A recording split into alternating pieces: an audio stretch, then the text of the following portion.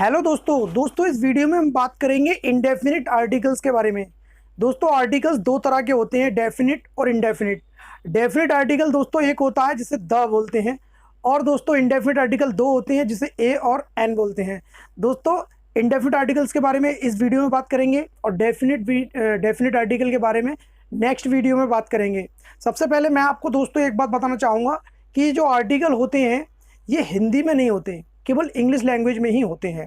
तो चलो दोस्तों बात करते हैं कि इंडेफिनिट आर्टिकल्स का प्रयोग कब और कहाँ करना है।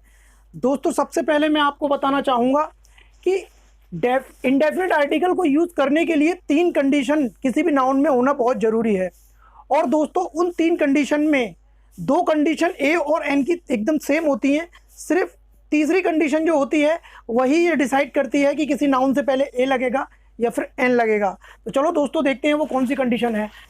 देखिए यूज ऑफ ए, सबसे पहली कंडीशन है नाउन मस्ट बी काउंटेबल। दोस्तों नाउन को काउंटेबल होना चाहिए कि नाउन ऐसा होना चाहिए कि उसे गिना जा सके, 1 2 3 में गिना जा सके। पहली कंडीशन तो ये अप्लाई होनी चाहिए। दूसरा है noun must be singular, noun को सिंगुलर होना चाहिए यानी कि एक वचन। अगर नाउन प्लूरल है तो उससे पहले ए या एन नहीं लगता है। और थर्ड कंडीशन है the pronunciation of the noun must start with consonant sound. और जो ए लगाने के लिए तीसरी कंडीशन है कि उस नाउन का जो प्रोनाउंसिएशन है वो कंसोनेंट साउंड से स्टार्ट होना चाहिए। ये बात दोस्तों ध्यान रखना, हमें प्रोनाउंसिएशन देखना है, ना कि इंग्लिश का जो वर्ड है उसका फर्स्ट लेटर।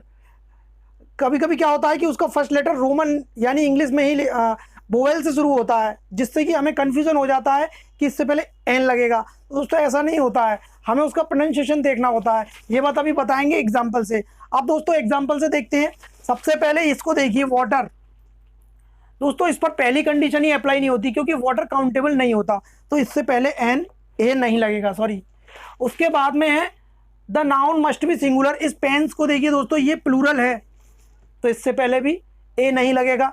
इसको देखिए ऑरेंज। अब दोस्तों ये सिंगुलर भी है और काउंटेबल भी है, इस पर दो कंडीशन तो अप्लाई हो रही हैं। अब तीसरी देखते हैं, इसका प्रोनाउंसिएशन किससे शुरू हो रहा है? ऑरेंज।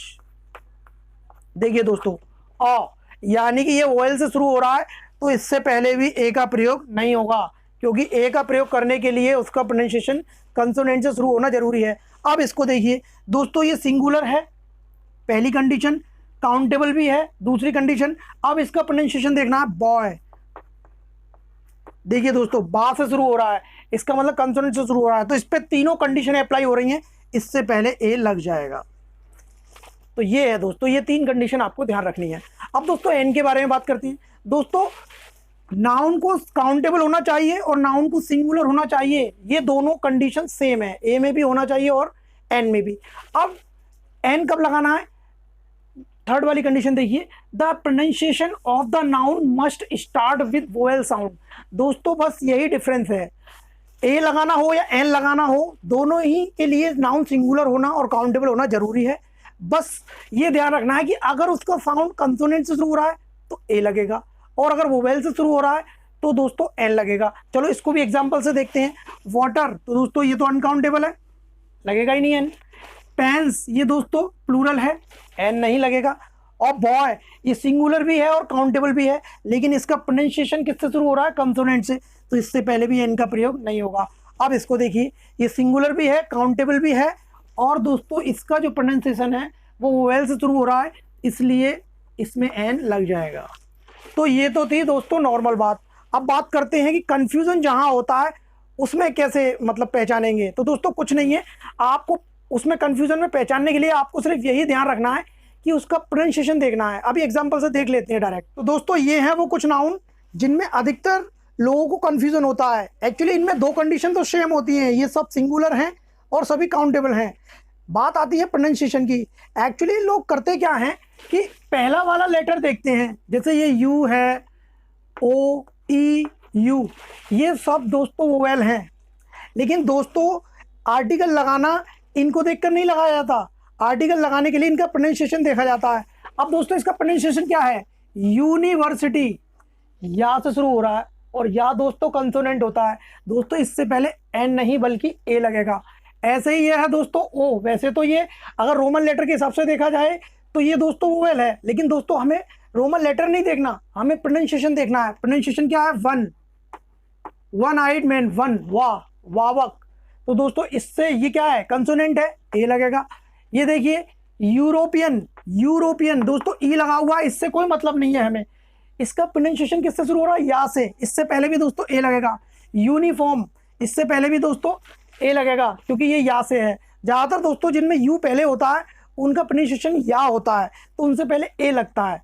अब इसको देखिए दोस्तों, एम देख के लग रहा है कि भाई ये कंसोनेंट है, ए लगा दो, लेकिन नहीं दोस्तों। प्रोनाउंसिएशन देखिए, प्रोनाउंसिएशन देखेंगे आप, एम ए से शुरू हो रहा है दोस्तों। प्रोनाउंसिएशन वोवेल से शुरू हो रहा है, एन लगेगा इससे पहले।